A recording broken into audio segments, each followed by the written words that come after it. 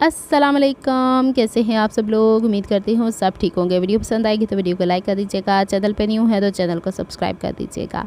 Black and white किसको पसंद नहीं है, सबको पसंद है। अच्छा, ये ब्लैक एंड वाइट के साथ कभी मस्टर्ड कंट्रास्ट में आ जाता है, कभी रेड कंट्रास्ट में आ जाता है, कभी ब्लू।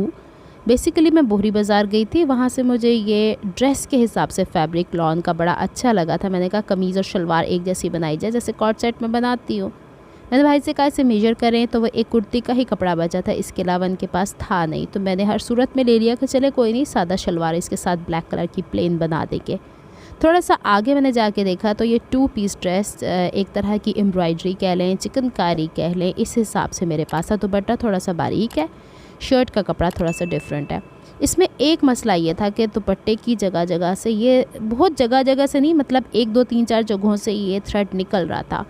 तो मैंने उनसे कहा कि मुझे दूसरी तरफ से काट के दें, तो उनके पूरे थान के अंदर कोई इशू था। लेकिन मुझे अच्छा लगा है, अगर मैं ये ना भी दुपट्टा लेती तो शिफॉन का काला दुपट्टा ले सकती थी।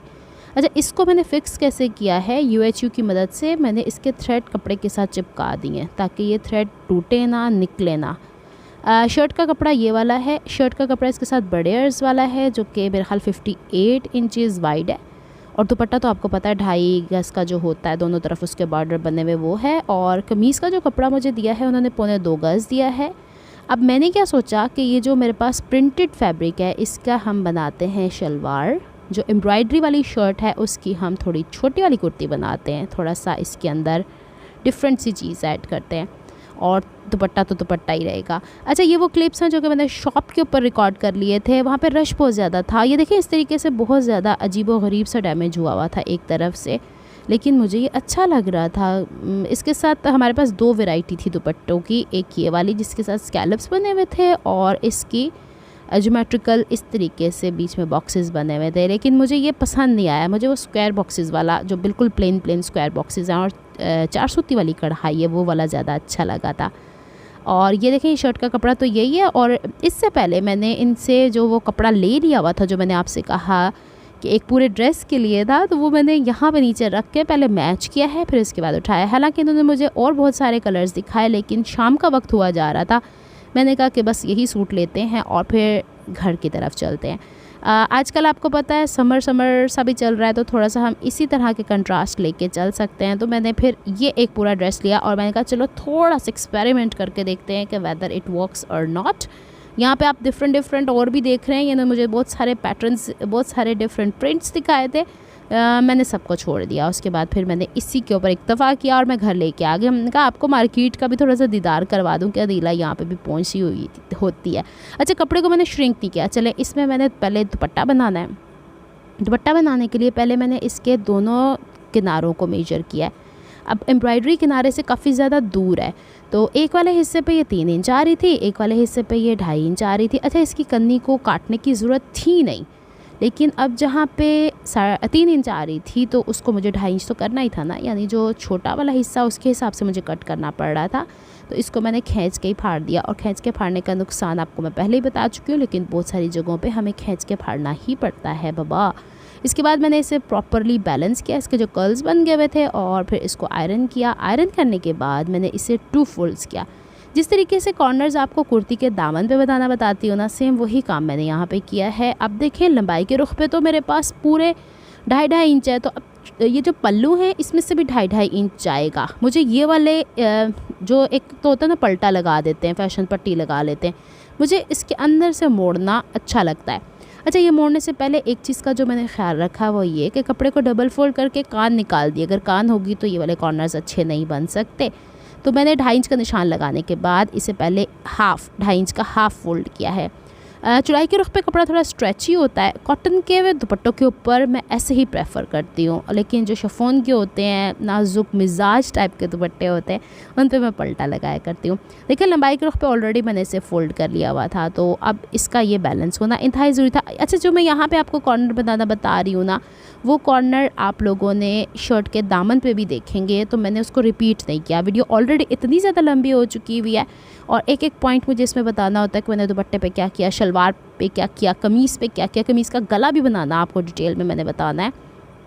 एनीवेज आगे की तरफ चलते हैं। अब जिस तरीके से मैंने चौड़ाई को फ़ोल्ड किया उस तरीके से मैं लंबाई को भी फ़ोल्ड करती हूँ। अब लंबाई का ये था कि मैंने कपड़ा खींच के तो फाड़ा, मुझे लगा कि चलो जी कढ़ाई एक जितनी दूरी पे होगी, लेकिन कहीं ना कहीं कढ़ाई थोड़ी बहुत इधर उधर हुई है, 19-20 होती है।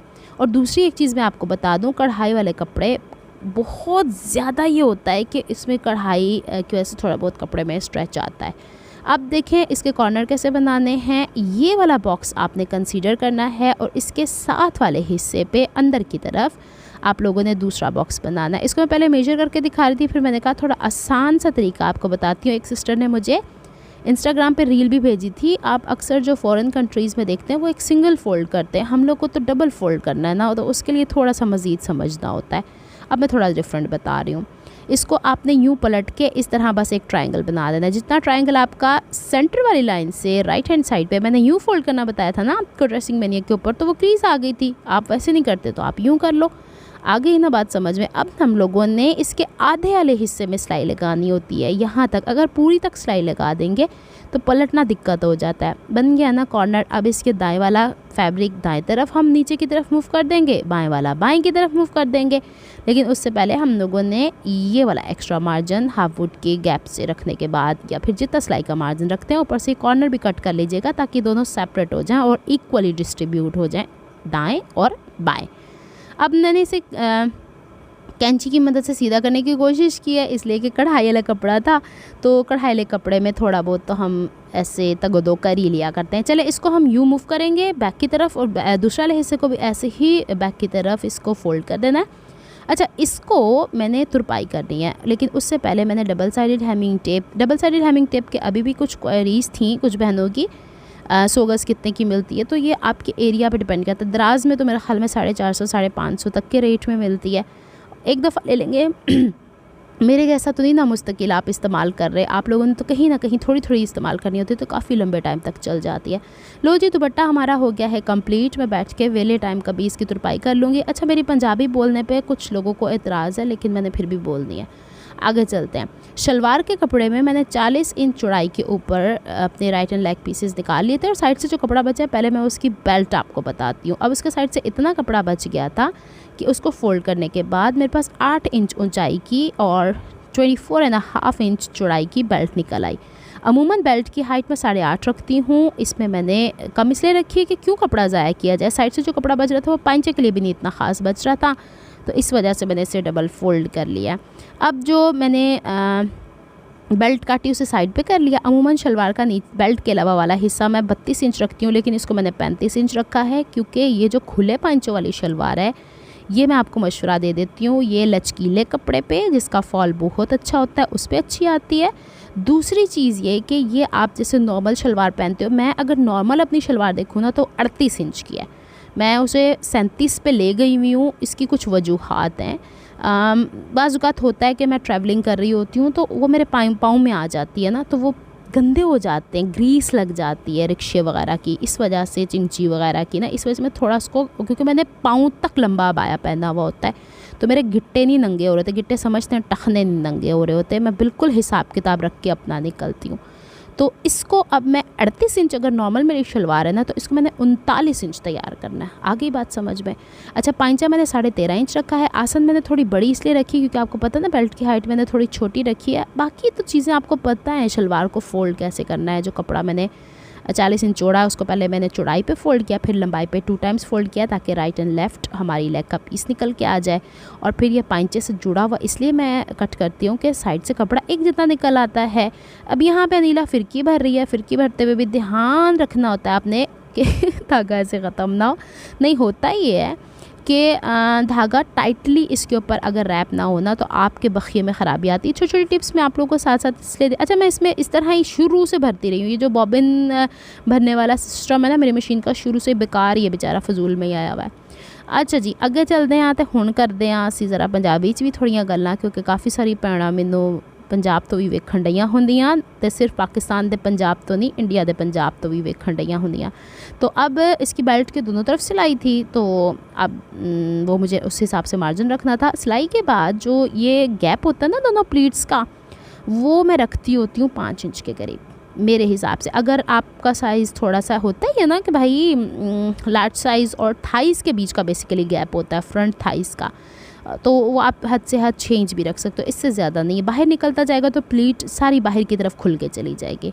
अब मैंने यहाँ पे बड़ी प्लीट के हिसाब से जो मैंने खड़ी शलवार आपको ड्रेसिंग मेनिया पे भी और यहाँ पे भी बारहा दफ़ा बताई, और अगर मैं इस पर सिखाती भी तो आपको समझ नहीं आनी थी, प्रिंट ही ऐसा था।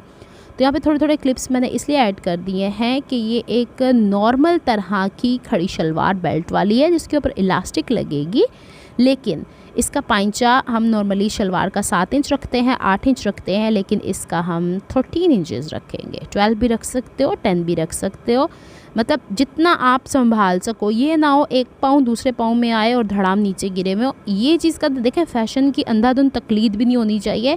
पहले आप देखें कि आपने वो कपड़े पहन के घर की सफाइयाँ करनी है या फिर आपने कहीं आना जाना है, आना जाना कहीं भागम दौड़ियाँ सीढ़ियों पर तो नहीं है। मैं एक एक चीज़ इसलिए बता देती हूँ क्योंकि मेरे बड़े अजीब अजीब से पुट्ठे से एक्सपीरियंसेस हैं। शलवार के पांचे के ऊपर इसमें आप लोगों ने मर्दाना बुकरम लगानी है तो ज़्यादा अच्छा रहेगा। फ्लेक्सिबल कपड़ा सख्त वाली इसके ऊपर लगेगी जब बुकरम, तो पांचा खड़ा खड़ा रहेगा और गिरने के चांसेस कम रहेंगे। अरे इसके नीचे मैंने अजरक क्यों लगाई है? अगर मैं अव्वल तो सेम कपड़ा इतना था नहीं ना, दूसरी चीज़ ये कि मुझे इसके पांचे पे वज़न चाहिए था और अजरक का कपड़े से ज़्यादा वेला कोई कपड़ा था नहीं मेरे पास था नहीं, इसलिए लगाया, वरना आपने सेम शलवार का लगाना है। अब इसके 2 सिलाइयाँ लगनी है, एक बॉटम के ऊपर और एक यहाँ उल्टी तरफ से जो फोल्ड किया हुआ है आपने बुकरम के साथ साथ फैब्रिक। मैंने अब अजरक कर दी है, तो आपके पास जो भी कपड़ा होगा।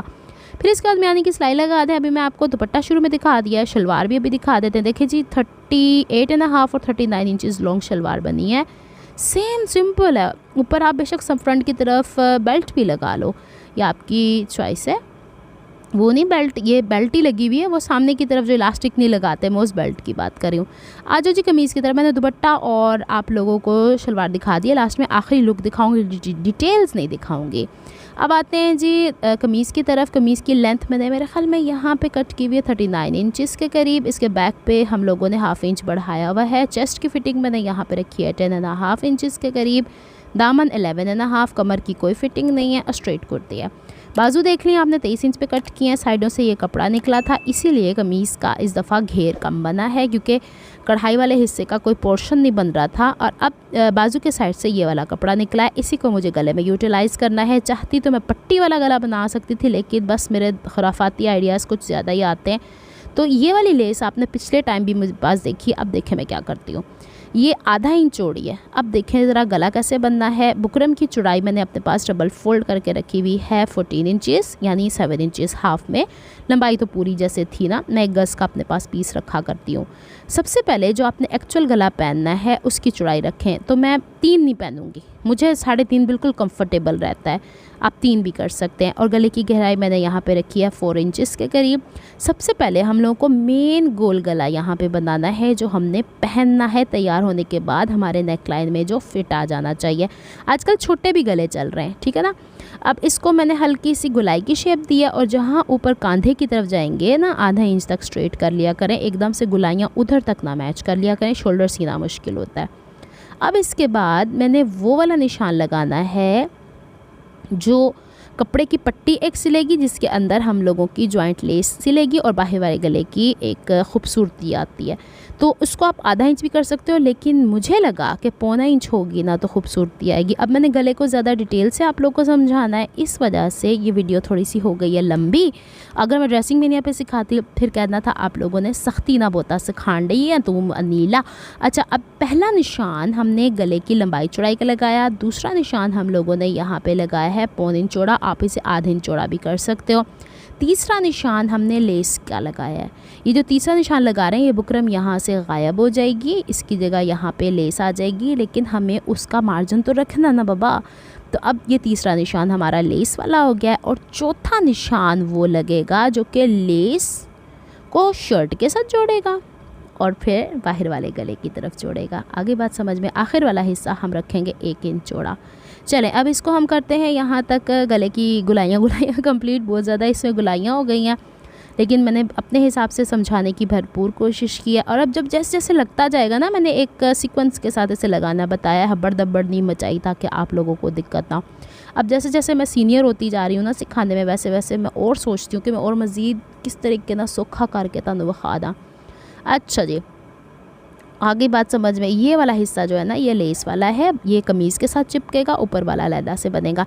सबसे पहले हम लोग जो ऊपर से स्ट्रेट किया हुआ है उसको काटू काटू कर देते हैं और यहाँ से इसकी गुलाई काटू काटू कर दे। अच्छा, मैं बीच में पंजाबी बोलती हूँ, इसका मतलब है नहीं कि मैंने उर्दू नहीं बोलनी आती, मेरा ना मुकाबला करके वेख लो, मेरे वर्गी उर्दू कोई बोल ही नहीं सकता।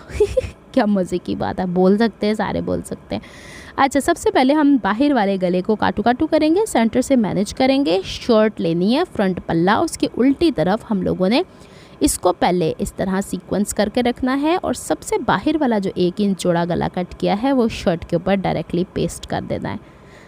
मैंने इसलिए ये सीक्वेंस रखी है, आपको कन्फ्यूजन ना हो कोई, तो एनो जल्दी ना पेस्ट कर लेता है। अच्छा, ये लेडीज़ फ्यूजिंग जो नॉर्मल नेक लाइन में इस्तेमाल होती है 2 तरह की आती है, इससे थोड़ी थिक भी होती है, मैं वो इस्तेमाल नहीं करती। मैं मीडियम साइज़ की जो थिकनेस है, मुझे नहीं पता इसकी क्या ब्रांड्स होती हैं, मैंने दुकान से पता भी कराने की कोशिश किया, वो वाला हिल गया, ख़त्म हो गया। अब इसके अंदर से दूसरा जो बाहर वाला हिस्सा कट करोगे इसको वेस्ट कर देना है, ये हमारे काम का नहीं है, लेस वाला है। अब जो तीसरा हिस्सा गोल कट कर रहे हो आप, इसे आपने एक्स्ट्रा फैब्रिक के ऊपर पेस्ट करना है और कटिंग करते हुए कैंची को बंद नहीं करते गोल गले जब कटिंग करते हैं। चलिए जनाब, यहाँ तक कटाई हमारी हो जाती है कंप्लीट। अब सेंटर वाला हिस्सा हम एक्स्ट्रा फैब्रिक के ऊपर रख के उसके अकॉर्डिंग, पहले मुझे लगा था कि मुझे एक्स्ट्रा फैब्रिक कोई ढूंढना पड़ेगा, लेकिन अल्लाह का करम हो गया कि इसी कपड़े के अंदर मेरा काम निमट गया।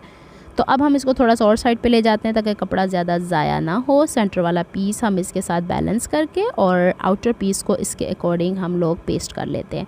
अच्छा, बुकरम ये वाली के ऊपर और दूसरी भी कोई बुकरम होती है, ज़्यादा हीट वाली आयरन लगाते हो तो येलो होना शुरू हो जाता है, तो हीट को एक नॉर्मल पहले होने दिया करें, एकदम से इस्त्री गर्म करके ना चला दिया करें, उससे भी सिकुड़ जाती है बुकरम। अब इसी के अकॉर्डिंग जो हमने लिया है दूसरा कपड़ा इसके फ़ोल्ड किया है, उसकी वजह ये कि इस गले ने 2 टाइम्स फ़ोल्ड होना है। इसके बाहर मैंने यहाँ पे 1 इंच का मार्जिन रखा है और इसको हम कर लेते हैं काटू काटू। सेंटर से हमने बुकरम का पीस निकाल लेना है और सेंटर में हमने बुकरम से थोड़ी सी दूरी के ऊपर सिलाई लगानी है। ये मैं अपने हिसाब से आप लोग को बता रही हूँ कि आप ऐसे कर सकते हो, इससे और सौखा कोई आसान तरीका आपको मिलता है, आप ज़रूर उसको फॉलो करें। मेरी कोई भी बात पत्थर की लकीर नहीं होती है, मेरा मकसद वो होता है कि जो काम मैंने किया वो आप लोगों के साथ शेयर कर दूँ। अब यहाँ पे आपने 1/4 इंच का मार्जिन रखना है और इसके अंदर जो कट लगाने का मैंने नया तरीका सीखा है वो ये वाले भी कट है। हालांकि ये तरीका पुराना है लेकिन मुझे बहुत अच्छा लगा है, मतलब वो जो सिंगल कट लगा देते हैं बाजू का तो वो सिलाई का ही आर पार हो जाता है। अब हमने सिलाई का सारा मार्जिन जो बुकरम जिस कपड़े पे पेस्ट नहीं किया हुआ उसकी तरफ करके लपकी सिलाई इसके ऊपर लगानी है और ये इसलिए लगानी है कि इस तरह के गलों में थोड़ी ज़रूरत होती है। दूसरी चीज़, ये कपड़ा थोड़ा सा जैसे जिसके अंदर डोरिया होता है उसकी वजह से कपड़ा थोड़ा मोटा है और तीसरी वजह के कहीं ना कहीं कढ़ाई है इसके ऊपर। अब हम इसको यूँ जल्दी के साथ फ़ोल्ड कर लेंगे और बैक की तरफ पलट के इसकी एक आराम से क्रीज सी ऑलरेडी बन चुकी है, बस इसको बैलेंस ही करना। हो गया यहाँ तक काम कंप्लीट। चलो जी, अल्लाह का शुक्र है। अब मुझे नहीं पता यहाँ पे ये क्यों पिक्चर इसने खींची है, अब आ गई है तो भुगते हैं। अब हम लोगों ने इसको थोड़ा सा यूँ फ्लिप करना है, फ्लिप नहीं थोड़ा सा साइड पे करना है और जो बुकरम वाला हिस्सा है उसे बुकरम के साथ साथ इस तरह फ़ोल्ड करते जाना है। कपड़ा फिर मोटा है, ऐदा की हुण इलाज किया जाए तो इसके नीचे मैंने ग्लू लगाया। कट नहीं लगाने, कट लगाए ना तो आपकी गुलाई में कहीं ना कहीं कोने निकल आने। अब लेस को मैंने ना काटू काटू करके बस बेचारी को मैंने ना बना दिया है, बेड़ा ही गर्क कर दिया उसका। लेकिन उस बेड़ा गर्क करने के पीछे रीज़न है, अगर ये कट नहीं लगाएंगे तो आप लोग इसे ईज़िली गोल गले में नहीं घुमा सकते। अब मैंने ये एक तजुर्बा करके देखा है तो तजुर्बे को आखिर में देख लीजिएगा कि इसका एंड रिज़ल्ट कैसा आता है। कढ़ाई के साथ साथ ये वाले फोल्डेड हिस्से को हमें रखते जाना है। ग्लू मैं यहाँ पे आपको रेकमेंड नहीं करूँगी, UHU की मदद से क्विकली हम लोग को रिज़ल्ट चाहिए होते हैं।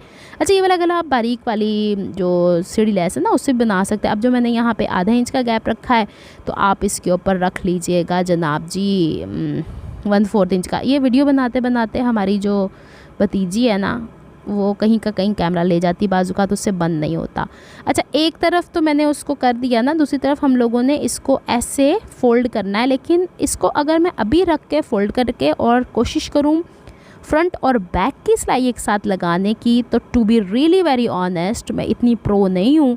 पीछे से फिर मैंने अच्छे से अच्छे टेलर्स का भी देखा है कि वो पीछे की तरफ से सिलाई निकल जाती है, बाद में उन बेचारों को कहीं ना कहीं तुरपाई करना ही पड़ती है। तो मेरे में इतनी भी हिम्मत नहीं थी कि मैं सिलाई उधेड़ के दोबारा करती। तो सिंगल, अभी हम सिंगल बुकरम जो जिसके साथ चिपकाई है लेस, उसके ऊपर हम कर लेते हैं सिलाई। अब दूसरा तरीका है, वो हर एक को ये आ जाना चाहिए अब कि हम इसको, अब जो जड़ थी ना हमारी लेस की कढ़ाई वाले, उसके बराबर बराबर अब फोल्ड करेंगे और बहुत कोशिश करेंगे कि जहाँ हम थोड़ा बहुत है वहाँ उसको एडजस्ट कर लें। कोई ना कोई तो ऑल्टरनेट रास्ते होते हैं ना। ओहो, नेकलेस लग रहा है। अब हम इसको बैक की तरफ से यहाँ पे तुरपाई कर लेंगे। हर चीज़ उड़ उड़ के आती है। ये धागों में इर्द गिर्द के या तो किनारे फंसते हैं, लो जी उल्ट पै गया जो पुट्ठा काम, या इर्द गिर्द कोई चीज़ पड़ी हुई होती है ना, वो उल्टा पहले दूसरी तो टांगों में आता है, फिर बाद में हमें पता चलता है कि नहीं इर्द गिर्द से चीज़ें उठानी होती हैं। यहाँ पे मैंने इसको तुरपाई कर दिया है। तुरपाई करने के बाद अब मैंने शर्ट के ऊपर बने गले के ऊपर उसके बराबर बराबर कपड़ा लेके इसके भी गले पे बुकरम से थोड़ी सी दूरी के ऊपर सिलाई लगाई है। ये वैसे ही पलटेगा जैसे पहला वाला था, लेकिन पलटा के दिखाना ज़रूरी था। अच्छा, इसके नीचे ज़्यादा मार्जिन नहीं रखना हमने फैब्रिक का, इसके भी हम 1/4 इंच का मार्जिन रख के इसमें भी वैसे ही वी शेप वाले कट लगा के गले को वैसे ही हम लोगों ने ये देखें जो बैक की तरफ होता है मार्जिन ले जाके और इस पर किनारे की सिलाई लगानी है। अब मैं ये क्यों किनारे की सिलाई लगाई, जरूर देखा कढ़ाई वाला कपड़ा है, कढ़ाई वाला कपड़ा ना कितने फिर पलट के सामने आएगा, इस वजह से। अब ये जो कपड़ा है ना, इसमें हमने बुकरम के आधे वाले हिस्से तक ले जाके ये कपड़ा यहाँ से कट कर दिया और थोड़ा थोड़ा मैंने यहाँ पे ना ग्लू करके इसको फिक्स कर दिया। इसकी क्या वजह है? इसकी वजह ये कि पलट के सामने ना आए, बस एक ही वजह, और क्या होगी।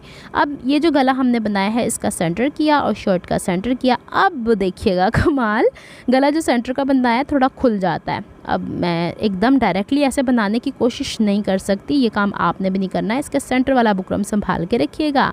सेंटर से सेंटर को पहले 1-2 इंच दाएं तरफ, 1-2 इंच बाएं तरफ आप लोगों ने UHU की मदद से पेस्ट कर लेना है। क्विक रिजल्ट्स के लिए हमेशा UHU रखा करें। अब हर काम UHU से नहीं भी होते हैं, तो अब हम इसको यहाँ पे फिक्स करते हैं। अब हमने सेंटर वाले गले को मैनेज करना है और एक साइड को पहले फिक्स करना है, फिर सेंटर को मैनेज करना है, फिर दूसरी साइड को मैनेज करना है। इसका ये फ़ायदा हो जाएगा कि बीच में अगर थोड़ा बहुत गैप भी आ गया है वो बैलेंस हो जाएगा सिलते सिलाते हुए।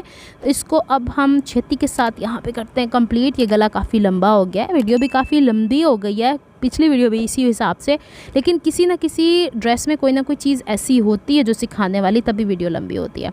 अब हम लोगों ने इसको एक दफ़ा मज़ीद आयरन, अगर आपके पास ये वाली आयरन नहीं है, ऑब्वियसली हर एक के पास नहीं होती, तो आप थोड़ा सा पानी का शावर करके और फिर बैलेंस कर दीजिएगा। बस ये मुझे लगा था थोड़ा सा ख़राब है तो मैंने उधेड़ के ठीक कर दिया था। अब मुझे ये समझ नहीं आती, मुझे समझाना पड़ेगा पीनी कोई कैमरे को इस तरह इधर उधर डामाडोल क्यों कर देती है, ये तो मैंने अब देखा है।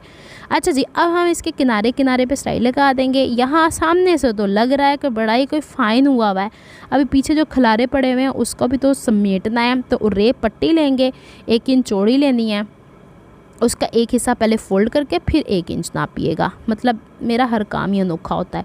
तो अब मैंने इसको इस तरीके से 1 इंच नापना है और फिर इसको फ़ोल्ड कर देना है। और फ़ोल्ड करने का अब यही कपड़ा बचा है, इसके अलावा मैंने आखिरी कतरन तक इसके अंदर से कहते हैं ना, आखिरी पसीने के कतरे तक मैंने इसे निकाल के काम करवाया है कि कहाँ से मैं एक्स्ट्रा कपड़ा लाती। अब ये जो इतना सारा कचरा है इसको हम यूँ करेंगे और इस्त्री को इसके ऊपर रख के, और आपको अंदाज़ा हो गया होगा इस वीडियो के अंदर जो एडिटिंग करते हुए थोड़े से फ्लॉज, वो मूवमेंट ऑफ कैमरा, हमारी जो भतीजी है ना वो थक गई थी वीडियो बनाते बनाते, हम भी थक गए थे। तो यहाँ से अब हम करते हैं curve curve curve and curve. हो गया, यहाँ पर आकर मेरा हाथ जल गया था इस्त्री की मदद से। अब इसको मैं थोड़ा सा ग्लू की मदद से स्टेबलाइज़ कर लेती हूँ और इसको दोनों तरफ से आपने तुरपाइयाँ करनी है। पिछले वाले किनारे भी छुप गया, हुण इधर तुसी शोल्डर स्टिच कर लो। शोल्डर स्टिच करने के बाद बैक का गला मैंने तो रेप पट्टी से ही बना दिया हुआ है, और शोल्डर में आपको रख के दिखा रही थी, देखें गला नहीं फैला। बस यही चीज़ आपकी भी होनी चाहिए। अब यहाँ पे हम जल्दी से सिलाइयाँ कंप्लीट करते हैं और कोशिश करते हैं कि हमारा काम जल्दी से निपट जाए। उम्मीद करती हूँ आप लोगों को ये चीज़ें समझ में आएंगी। पिछला गला मैंने अपने अंदाजे के हिसाब से कर लिया, 2.5 इंच गहरा ही होगा, ज़्यादा मैंने गहरा नहीं रखा पिछला हिस्सा। और वो रेप पट्टी देखिए आप लोगों ने, मैंने इस पर लगा दी है, इसको सिमटा दिया है। अच्छा, इसकी बाजू की फोल्डिंग भी थोड़ी सी मैंने आप लोगों को बतानी थी ताकि आप लोगों को समझ में आ जाए कि बाज़ात ज़रूरी नहीं है कि हम लोगों ने वो आगे से मोटा मोटा फ़ोल्ड करके उसकी सिलाइयाँ छुपानी हैं, वो भी मैं आपको बताती हूँ आप लोगों ने कैसे करनी है। ये मुझे, हाँ ये देखें, बाजू को मैंने आगे के से डबल फ़ोल्ड, जैसे ट्राउज़र का पांचा नहीं होता, सिंगल फ़ोल्ड को मैंने ऐसे रखा, फिर डबल फ़ोल्ड को उठा के ऐसे ले आई। ये वाला काम आप बाजू की इन सीम पे भी कर सकते हो। तो यही मैं दिखाने का मकसद था। ऊपर से आपने आर्म होल की अपनी गुलाई नाप लेनी होती है और यूँ इसको बैलेंस करके सिलाई कीजिएगा। अभी मैं आपको दिखाती हूँ पलट के कि इसका रिज़ल्ट कैसा रहेगा। इसको भी मैंने कोई पलटे, अव्वल तो पलटे का कपड़ा ही नहीं बचा ना इस ड्रेस के अंदर से। इस तरह के ड्रेसेस में एक बिल्कुल पूरा ही कपड़ा आता है, यहाँ से एक्स्ट्रा हम काटू कर देते हैं और ये वाला हिस्सा इसका फ़ाइन आता है। बाजू का अटैच कर देंगे। चौक दामन आपको पता है मैं फ़ोल्डिंग बहुत दफ़ा बता चुकी हूँ। लीजिए जनाब कंप्लीट लुक इस ड्रेस की। मुझे माशाल्लाह अच्छा लगा। कुर्ती बनी है 37 इंच लंबी या 36 इंच लंबी, से ज़्यादा नहीं। और ये देख लें जनाब, इसका गला बैक के ऊपर रेप पट्टी लगा दी गई है। और एक्सपेरिमेंट कैसा रहा बताइएगा आप लोग। मेरे ख्याल में से थोड़ी और बारीक लेस होती तो वो ज़्यादा बेहतर थी, लेकिन बस मेरे पास जो हत्थे चढ़ जाता है मैंने वही करना होता है। स्लीव ये रही। मिलती हूँ जनाब मैं आपसे किसी नेक्स्ट व्लॉग में कुछ नया डिफरेंट लेके। चाक दामन भी मैं आपको दिखाई देती हूँ। शलवार और दुपट्टा मैं आपको पहले ही दिखा चुकी हूँ। कॉर्नर्स देख लीजिए, वही दुपट्टे वाले इसमें फ़ोल्ड हुए। उम्मीद करती हूँ अब तो आपको समझ में आ गई होगी। ये लीजिए, हुण मिलते हैं नेक्स्ट वीडियो। अपना बहुत ख्याल रखियो, मैनू दुआवां याद रखियो। रब रखा फ़ी अमान अल्लाह, रब की अमान। अल्लाह हाफिज़।